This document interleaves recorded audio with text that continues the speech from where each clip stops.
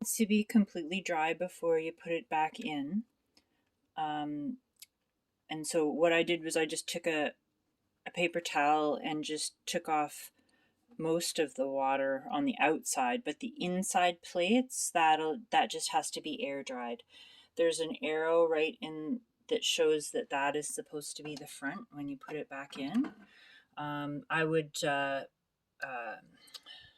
wipe that out as well. Um, and then just slide it into these tracks.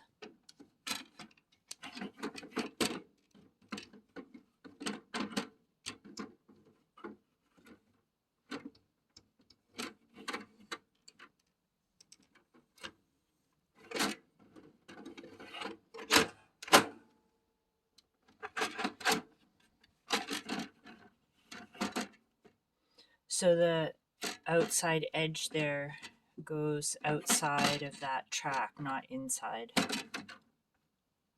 And same thing on this side.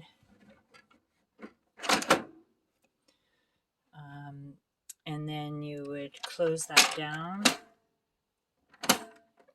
And then you would hold this button here, plug it in, and then hold this button, and it'll, there's usually a message here that says clean the filter.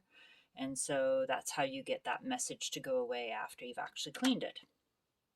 And so power on and power off. And this is low, medium, and high for the fan.